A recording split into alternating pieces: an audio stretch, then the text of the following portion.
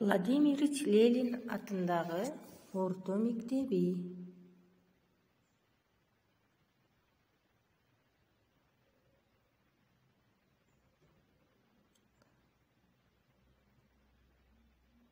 Саламатсыңарбы, кымбаттуу окуучуларым? Бүгүнкү сабакты силердин кыргыз тили мугалимиңер Айзада Туратбековна алып барат. Балдар, силер менен кайрадан саламдашканыма абдан кубанычтамын. Маанайыңар кандай? Маанайыңар жакшы болсо, анда бир жылмайып алгыла. Баарыбыз анда балдар сабакка даярданабыз. Сабакка даярсыңарбы? Анда китеп, дептер, калем сапты алып, ыңгайлуу отуруп алабыз. Бүгүнкү биздин тема мөмө жемиштер. Биз мөмө жемиштердин кайда өсөрүн жана түрлөрүн билип алабыз. Ошондой эле балдар үйрөнүп туура сүйлөөгө көнүгөбүз. Кандай мөмө жемиштерди билесиңер? Алма, алмурут, алча, жүзүм, өрүк. Азаматсыңар. Анда балдар мөмө жемиштер кайда өсөт? Туура, азаматтар, мөмө жемиштер бакта өсөт. Силердин да бааңар барбы? Ким кандай мөмө жемиштерди жакшы көрөт? Кана сызыктын ордуна мөмө жемиштерди коюп, сүйлөмдөрдү түзгүлө. Мисалы, мен алма жакшы көрөм. Калгандарын өзүңөр өзеги жакшы көргөн мөмө жемишиңерди айткыла. Келгиле анда үйрөнүп алалы.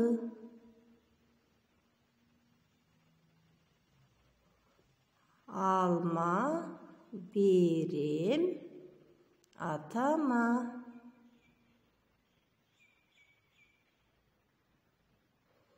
Жүзүм берем энеме.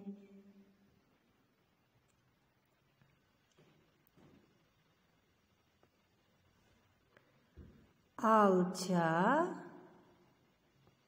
берем эжеме.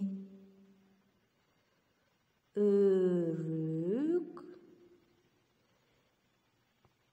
берем иниме.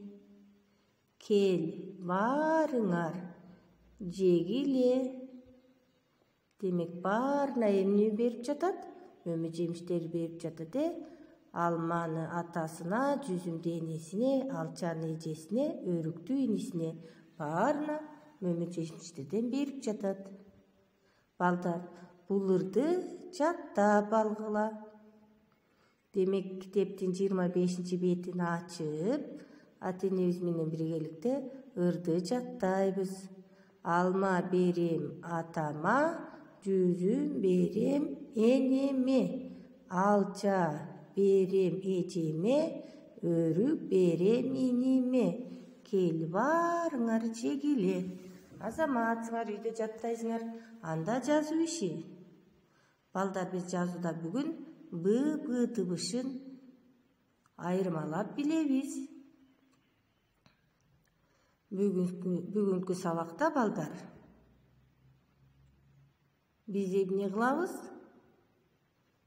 Бүгүнкү сабакта биз Б тыбыштарын айырмалай билебиз. Б тыбыштары катышкан сөздөргө сүйлөм түзүп сөздөрдү айтабыз. Туура так сүйлөгөнгө калыптанабыз. Балдар, тамгаларды биз эмне кылабыз? Тамганы көзүбүз менен көрөбүз, колубуз менен жазабыз. Тыбышты оозубуз менен айтабыз, кулагыбыз менен угабыз. Анда эмесе балдар ким табат? Кана башы жалпак, аягы балчак, көзү тосток, аябай коркок. Бул эмне балдар? Ойлонгулачы. Башы жалпак, аягы балчак, көзү тосток, аябай коркок. Демек бул бака, азаматсыңар. Демек бака аябай коркок болот экен, өзү да жалпак, балчак, көздөрү тосток. Эми балдар сүрөттө эмне тартылганын айткыла. Кана сүрөттө эмне тартылган? Бул эмне? Боз үй, азаматсыңар. Кыргыз элинин эски улуттук турак жайы. Бул бешик.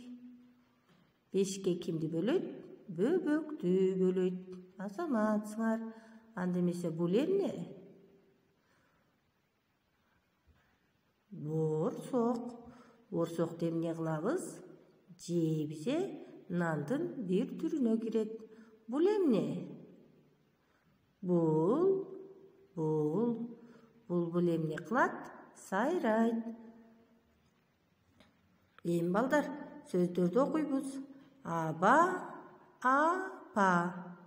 Аба дем алуучу аба, ал эми апа биздин апабыз. Бил, пил. Бир нерсени билүү десек бил болот. Ал эми пил жаныбар болот, Барк, адамдын кадыр баркы.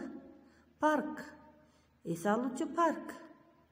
Караба, сен караба, бир нерсени караба. Карапа, себет, мөмөжемиз салган себетти карапа дейбиз. Демек, Б менен П алмашканда сөздөрдүн айырмасы да өзгөрүлөт. Эми сүрөттү карап, өзүңөр балдардын атын ойлоп тапкыла.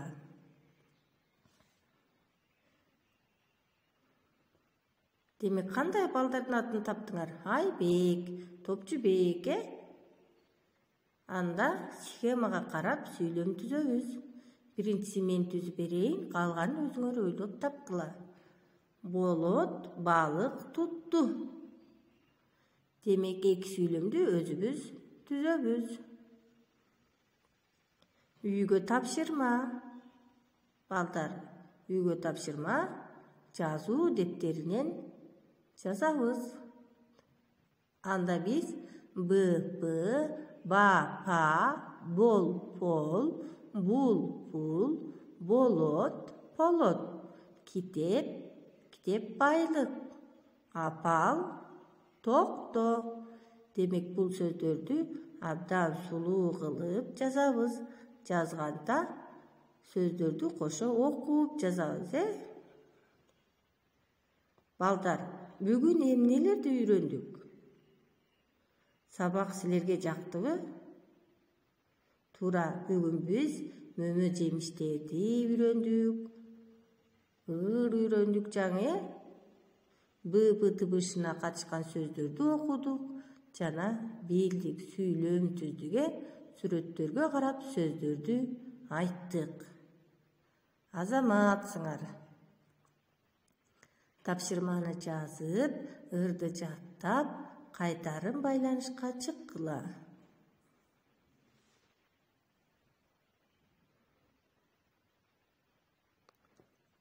Анда эмесе балдар, саламатта калгыла. Мен силерди аябай жакшы көрөм, балдар. Силер акылдуу, тарбиялуу балдарсыңар. Балдар, үйдө болгула. Азыркы эпидемияга байланыштуу үйдөн чыкпайбыз, Эмне үчүн? Өзүбүздүн ден соолугубуз үчүн.